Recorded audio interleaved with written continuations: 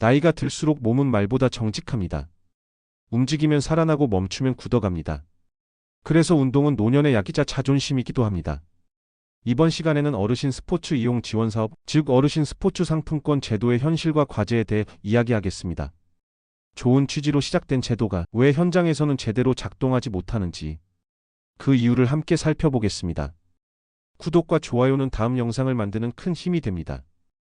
정부는 올해부터 65세 이상 어르신들이 운동시설을 보다 쉽게 이용할 수 있도록 어르신 스포츠 이용권 제도를 도입했습니다. 신청만 하면 1회 5만원씩, 3차례에 걸쳐 총 15만원을 받을 수 있습니다. 제로페이 형태로 지급되어 헬스장, 수영장, 요가, 탁구장 같은 곳에서 현금처럼 사용할 수 있습니다. 이 사업은 단순한 복지 지원을 넘어 노년층의 활동적 노화를 위한 첫걸음으로 평가받았습니다.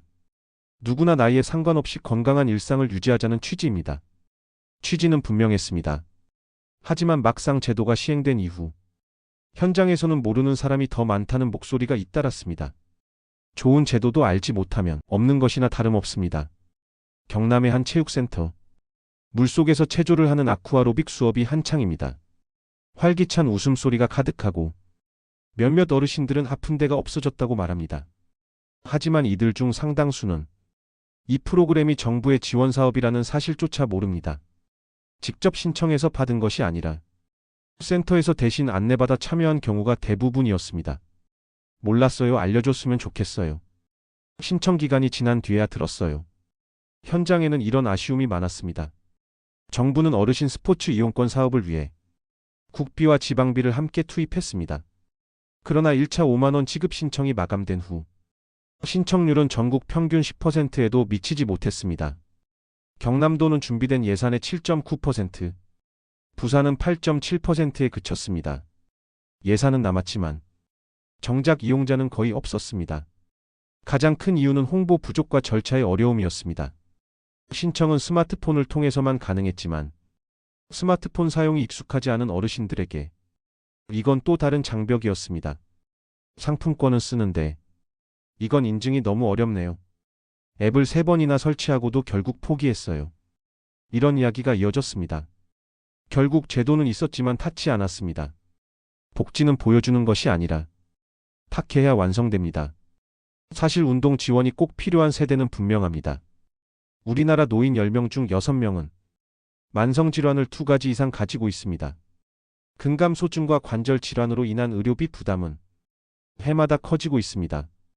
국민건강보험공단에 따르면 규칙적으로 운동하는 노인의 의료비는 그렇지 않은 사람보다 평균 22% 낮습니다. 입원 일수는 평균 5일 이상 짧고 낙상으로 인한 골절 위험도 절반 이하입니다. 즉 운동은 가장 확실한 예방의학이자 스스로 지킬 수 있는 복지입니다. 몸을 움직이는 일은 단순한 체력 관리가 아니라 삶의 활력을 되찾는 일입니다. 움직이는 몸은 마음까지 건강하게 만듭니다. 그래서 이 제도는 단순한 혜택이 아니라 삶의 회복과 맞닿아 있습니다. 서울의 한 노인복지센터에는 노인 전용 헬스장이 생겼습니다. 젊은 사람 눈치 보지 않아도 되고 내 속도에 맞춰 운동할 수 있습니다. 한 70대 이용자는 말했습니다. 여긴 참 편해요. 천천히 해도 누가 뭐라 안 하니까요.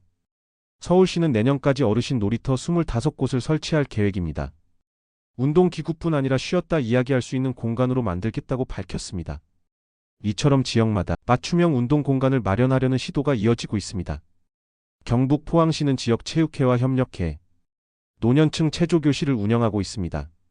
70세 이상 어르신들에게 전문 강사가 직접 찾아가 균형 감각을 유지하는 운동을 지도합니다. 예전에는 무릎이 시렸는데 지금은 덜 아파요. 참여 어르신들은 하나같이 그렇게 말합니다. 운동은 몸의 근육만 단단하게 만드는 것이 아닙니다. 사람 사이의 연결을 다시 이어줍니다. 외로움을 덜고 자신감을 되찾게 합니다. 실제로 한 조사에서는 규칙적으로 운동하는 노인의 우울증 발병률이 그렇지 않은 사람보다 40% 낮았습니다. 운동은 단순한 체력 향상이 아니라 마음의 건강까지 회복시키는 과정입니다. 특히 혼자 사는 어르신들에게는 운동이 사회와 이어지는 거의 유일한 통로이기도 합니다.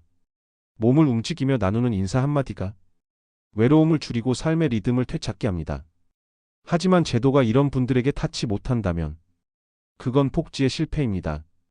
우리가 직접 알려줬으면 좋겠어요. 동사무소에서 한 번만 문자를 보내줘도 알 텐데. 현장의 목소리는 단순했습니다. 폭지는 찾아오길 기다리는 것이 아니라 다가가야 완성됩니다. 스마트폰 앱이 아니라 사람의 손을 통해 닿아야 합니다. 이용권이 아니라 참여의 기회를 열어줘야 합니다. 전문가들은 말합니다. 폭지는 제도를 만드는 게 아니라 사용하게 만드는 일이다. 지금 필요한 건 새로운 정책이 아니라 접근성의 혁신입니다. 폭지관과 경로당, 통장회의, 반상회 같은 생활망을 통해 직접 안내하고 신청을 도와주는 구조가 필요합니다. 스마트폰 대신 전화나 방문 신청이 가능한 오프라인 시스템도 마련해야 합니다. 또한 단발성 지원금에 그치지 않고 운동을 습관화할 수 있는 장기 프로그램이 함께 운영되어야 합니다. 이용권보다 중요한 건 그 이용권을 통해 계속 움직이게 하는 힘입니다. 노년층의 운동은 선택이 아니라 필요입니다. 단 30분의 걷기, 일주일 3번의 체조가 평생의 의료비를 줄이고 삶의 활력을 되찾게 합니다. 하지만 운동은 혼자서는 어렵습니다. 누군가의 손길, 함께하는 공간, 그리고 참여할 수 있는 제도가 필요합니다. 이 제도가 진짜 복지가 되기 위해서는 행정의 편의가 아니라 사람의 시선으로 설계되어야 합니다. 복지란 서류가 아니라 손길에서 완성되는 것입니다. 이제는 보여주기식 복지가 아니라 닿는 복지와 쓰이는 복지, 그리고 체감되는 복지로 가야 합니다. 예산보다 중요한 건 참여이고 정책보다 중요한 건 사람입니다. 좋은 제도도 알려지지 않으면 존재하지 않는 것과 같습니다. 복지는 문서가 아니라 사람 사이의 길 위에서 완성됩니다. 서울 강동구의 74세 할머니는 최근 이 사업을 통해 처음으로 요가를 시작했습니다. 처음엔 돈 아깝다고 생각했는데 하고 나니까 숨이 시원해지고 밤에 잠이 잘 와요. 그녀의 표정엔 오랜만에 생기가 돌았습니다. 이 한 사람의 변화가 정책이 살아있음을 증명합니다. 복지란 결국 숫자가 아니라 사람 한 명의 웃음에서 완성됩니다. 처음엔 낯설고 번거로웠던 운동이 이제는 하루의 활력소가 됩니다. 이 나이에 무슨 운동이나 하던 분들이 지금은 서로를 기다리며 모임을 이어갑니다. 그 웃음소리 속에 복지의 진짜 의미가 숨어 있습니다. 지역마다 이런 변화가 번지고 있습니다. 결국 현장을 알고 사람을 이해하는 행정이 진짜 변화를 만들어냅니다.